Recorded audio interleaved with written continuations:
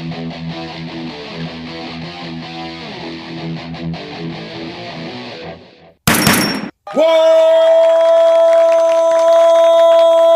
up, nerds and nerdettes, and we little nerdlings all. What's up, indeed? I'm your buddy Big Johnny G from Two Gun Pixie presents Legendary Gaming, and with me is Alex. Everyone else is gay. Yep. Everyone else is only one other person. They're pretty lame International Tabletop Day in respect to numbers, not in respect to fun. We definitely tore up the old tabletop today. That's for sure. And the last thing that we just played today is a micro game. Actually, you just saw a review a couple of days ago. Me and Alex posted a review for a companion game that the two of them plus a third are packaged together on Kickstarter right now. Yeah. Kingdom 18, Concrete Canoe Games, Daniel Grech, I believe the name of the author of the games. Kingdom 18. 18 cards, plays in 5 rounds exactly. Yep. Takes 10 minutes, they said. I think it took us 15. Yeah. It took us 15. But this is, remember, 20-sided shots is a first impression. These are the videos we tell you exactly what we thought about our first game right out of the box or something. Yep. So this 10-minute game, I think, took us about 15. But that's, I mean... That's after reading these extensive rules that just go on and on and on, page after page after page. I mean, this is a giant rule book. I mean... A tome, some call it. A grimoire. Yes, like something Grandpa Munster is going to be pulling off the shelf to find a spell to break the curse of the Lugosi ring. I'm just dating myself. All right. So yes, it's very quick rules, just like the last one that we showed you. Itty bitty dungeon delve. Itty bit. Yep. Follow suit. Everything you need to know is right here. Yeah. It played out in 5 rounds. Played out in 5 rounds. Went fast. I think it would go faster the next time. No, definitely. It didn't. First game out, honestly, it didn't get me. It didn't get me either. I mean, there isn't a whole lot of strategy. It's really about reading your opponent, I guess. Mm-hmm. Because what you're doing is you have these realm cards in the center, and you're playing your cards hidden, and you have 4 in your hand, and you play 2 hidden. Your opponent plays 2 hidden. You reveal at the same time. Bigger number is ahead, and then you play the next 2 cards face down again. Do the same thing. Highest number, highest point total wins. Just very simple, very quick, very easy to learn. Random guessing. Yeah.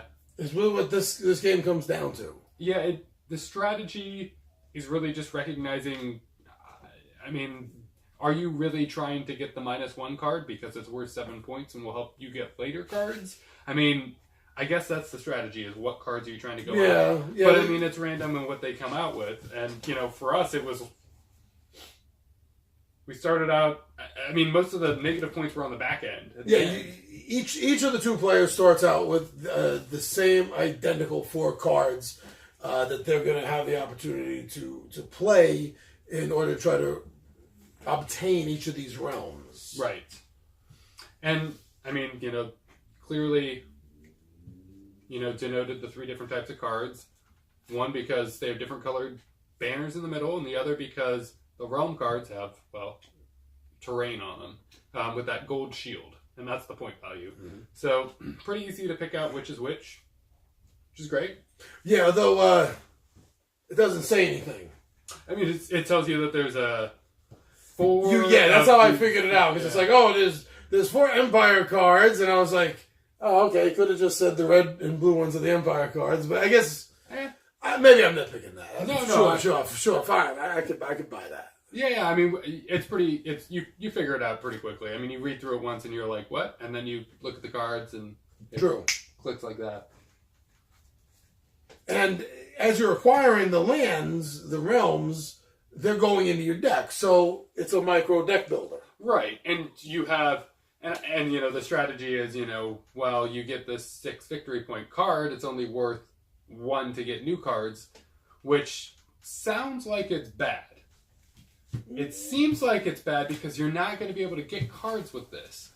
But it's good to not get these minus point cards, and some of them are as high as -3 of these guys. Yeah, I had 2 of the -3s. Yeah, that came out in the final round and the round before the final round, and he got them both. Canceled out my 6-point card, leaving me with a big goose egg. And yeah. And so, I mean, these 1-point cards end up being valuable if you want to avoid getting these cards. On the other hand, early in the game, maybe you want these cards because now you have another shield and another, you know, assassin to counter to, you know, the shield blocks the knight, and the assassin, you know, kills the diplomat. So maybe you want those early on. No, that definitely plays into the strategy, and I wish I had figured that out before the 5th round. Yeah. Yeah, I mean, I was kind of looking at the negative point cards and being like, yeah, I don't really want these, but also you only have so much control. Mm-hmm. Once you get more of these realm cards in your deck, you have a little bit more control because you do have the 1s and the, you know, you'll end up with a different makeup in your hand, so you won't be playing the same cards against each other. Yeah, and you shuffle it, you get to use the 4, so that mix-up is nice. There's only the 10 realm cards, which is why it's an exact 5-round game, because each round there's 2 cards that you're bidding for or warring for that you want to get. Yeah. And that definitely that kept the time pretty much where they said it was going to be. I think that's kind of genius to limit. It has this many rounds. It's always going to be this many rounds. So the game is going to take as long as it gets you to get through those rounds, and that's not going to change up a whole lot. No, so that worked great for this micro card 18 card system. That worked great, I thought. Yeah, and I think it's great that they figured out a way to make the time consistent. But for first impression, I was not impressed. However, I am impressed enough to know that I want more than a first impression. Yeah. And I want to play some more games of this with different players who are going to be playing different strategies, or maybe I'll just learn how to play the game really good and then introduce new players to it so this way I can get revenge and win. But no, I know I did not like the first game, but at the same time, I want to play this a couple of more times and see if after I'm smoothed over with everything. Yes. Yeah. If I'm enjoying it any better. Yeah. I mean, I think you'll know after a few gameplays, and I'd like to give it it takes 10 minutes to play, 15 minutes to play. I think by 3 or 4 gameplays, I will definitely know. Yeah. You'll either like it or you won't. And, yeah. You know, if you like it, awesome. If you don't, I mean, you're not really out much for this one. No. And it comes with 2 others, so, I mean, I think that's a great deal. It definitely is. I wish we had a chance to play Shields Up, just to know how the whole trifecta of this all works out. Yeah. But, so, not all that happy, but definitely want to play more games, get a little more experience with this. I think the game is worth that, to have a few more games of this and really learn it. Yeah. I can't give it a thumbs up. I can't give it a thumbs down. I kind of give it a little thumb sideways there for right now. You dig? What are you feeling? I'm feeling the same way. You know, if I went out and bought this, I wouldn't be upset. I mean, I'd be fine with it. You know. Yeah, $10. Yeah, I mean, even if I wasn't like, oh, this is the best thing ever. Well, now I have a great gift. So, give it to somebody else. Mm-hmm. So, you know, and again, 10 minutes. And just like Itty Bitty Dungeon Delve, and from what I saw, it looks like the same exact thing for Shields Up. Is this all was like this? Tab A into slot B. Boom. Packed up.